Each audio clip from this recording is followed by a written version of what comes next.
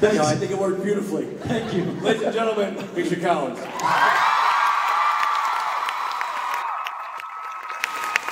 my God, there are a lot of you here.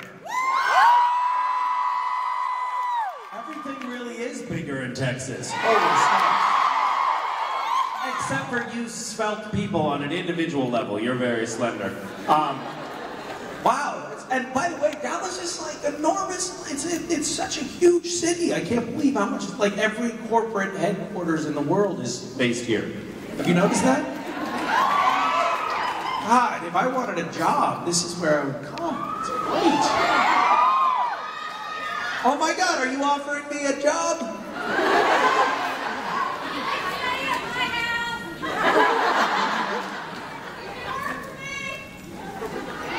Thank you. Are you looking for a dog walker? What's the job description?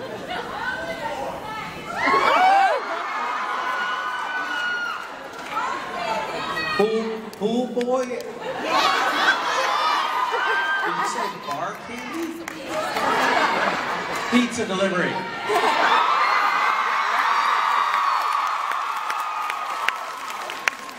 I actually was a pizza delivery man. And I didn't just play one on television. I delivered pizza for the Florian Pizza Cafe in Chicago. And one of the perks was free food. I gave 30 pounds. Pretty good. Yeah, it was fine. That was great. It was winter. I needed the extra padding. That was also the winter in Chicago. It was a really icy, really snowy winter when I learned that if you pull up the emergency brake, this was an old car, you pull the emergency brake and cut the steering wheel, the whole car can spin around 180 degrees. So I was driving around the south side of Chicago delivering pizza in ice and snow and doing my parallel parking like that, which was awesome.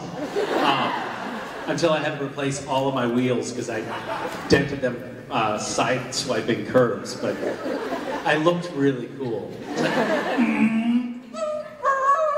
And then this like enormously fat guy would get out of the front seat, which was me.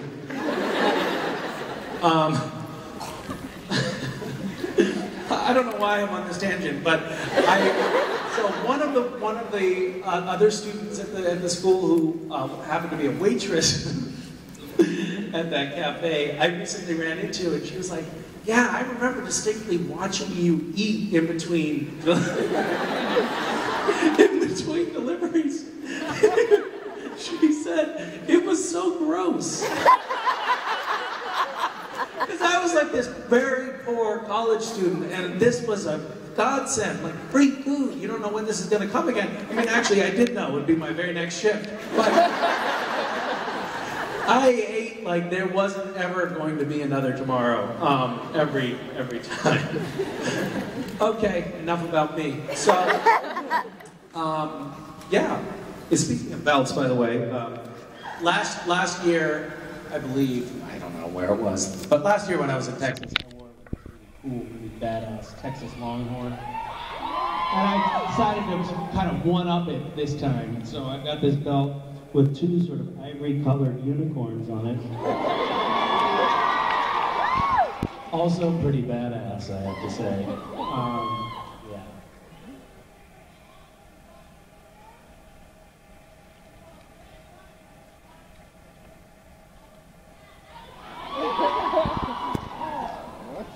Do you know what's so sad?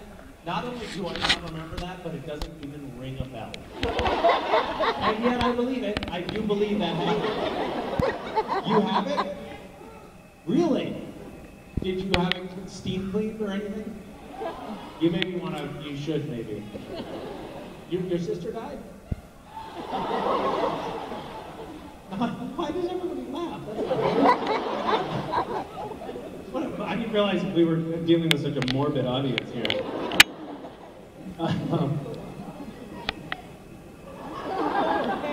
I'm very sorry for your loss. Her sister didn't die, by the way. For those of you who are concerned about that. sister is okay? Sister's okay?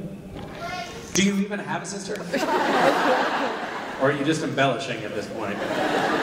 She just made up an entire family for herself. It's made a better story. All right, I'm gonna stop. Yes, you are first in line. Oh, this is good. You're like escorted up to the microphone. Are you guys keeping people from the microphones just in case they do things that they shouldn't in the interstitials? Yes, good. Hello. Hi. I just wanted to start by saying how much I love you. I might start crying. You're pretty neat too. I might start crying. Don't I cry, apologize if I don't do. cry, don't cry, don't cry. I was wondering why you gave Castiel such a deep voice. How hard it was for you to portray that voice throughout the seasons. Well, I mean, my voice and Cassie's voice are pretty much the same. I mean, I have heard people say that they can pick up a nuanced difference between them, but I don't hear a difference. Why did I do that? The first thing that pops into mind is stupidity. The second thing is that it was so in the first script, which was the only script I saw before shooting, episode 401, Lazarus Rising. What a nerd! Who's the geeky encyclopedia of supernatural knowledge now? You are, actually, because that was the only thing that I know about the show. So, in the script, Castiel has not taken a human form yet. He's not yet occupied Jimmy as a vessel. Another little piece of therapy.